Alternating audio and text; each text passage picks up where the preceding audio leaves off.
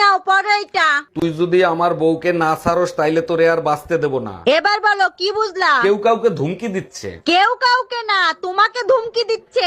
আমারে ধুমকি দেবে কেন? কারণ তোমার চরিত্র সম্বন্ধে আমি জানি। তুমি এইসব ছাড়ো না, জানো তোমার কিছু হইলে আমার কি হবে। আচ্ছা টুম্পা তুমি থামো, আমি জীবনে আর এই কাজ করব না। এক মিনিট, এখানে তো নাম লেখে নাই, কার বউকে ছাড়বো? তুই আসলেই একটা চরিত্রহীন লম্পট। মা তোমার একটা কথা কই, তোমার বাপের বাড়ির আত্মীয় স্বজনকে দেখলেই না আমার মেজাজটা গরম হয়ে যায়। কে আমার বাপের বাড়ির মানুষ কি তোরে খামচা মারছে? না সারা বছর তাকে কোনো খোঁজ খবর নাই, আমরা খাইলাম নাকি বাঁচলাম নাকি মরলাম কোনো খোঁজ খবরই নিব না। বছর শেষে যখন আমার পরীক্ষার রেজাল্ট দেব তখন তোমার কাছে ফোন দিয়ে জিজ্ঞেস করবো তোর মাইয়া কি পাস করছে নাকি ফেল করছে। একটারেও কমো না যে পাস করছি নাকি ফেল করছি। কবি কি ভাই করছস তো ফেল। এই নাও 1000 টাকা। 1000 টাকা? 1000 টাকা দিয়ে কি করব? এবার অনলাইনে তুমি আমারে 500 টাকা পাঠাও। 500 টাকা পাঠাই দিলাম। এবার 300 টাকা পাঠাও। 300 টাকা পাঠাই দিলাম। এখন বাকি 200 টাকাও পাঠাও। বাকি 200 পাঠাই দিছি, এতে কি হলো? আমার অনলাইনে খুচরো টাকা ছিল না, তাই তোমার কাছ থেকে খুচরো করে নিলাম।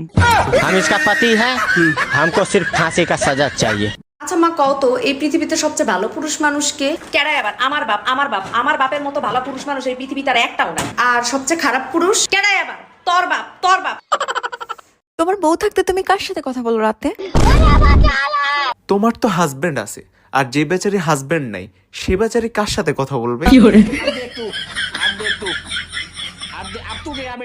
আরে জামাই বাবাজি, শীতের ছুটিতে বেড়াতে আসছো, আমি অনেক খুশি হইছি। আম্মা শীত একদম সহ্য করতে পারি না, তাই আপনার মেয়েরে নিয়ে চলে আসছি। খুব ভালো কাজ করছো, কিন্তু জামাই এখানে তো শীত আরো বেশি পড়ে। আরে আম্মা আপনি টেনশন করবেন না, যার সুন্দর শালি আছে তার কোনোদিন শীত লাগে না।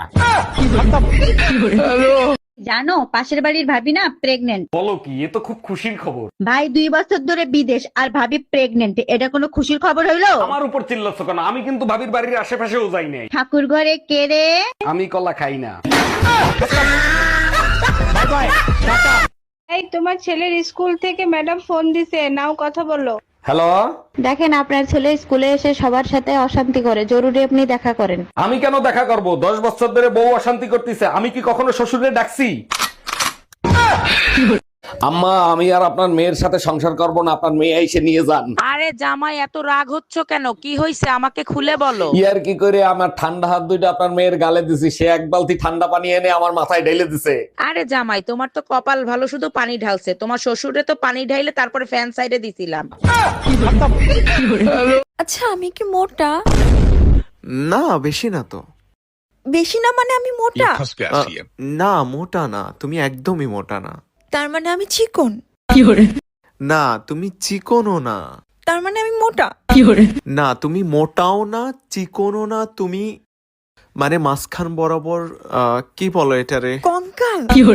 না না না না, তুমি আমাকে তুমি ঠিক আছো, তুমি পারফেক্ট, তুমি পারফেক্ট। ওকে তুমি পারফেক্ট।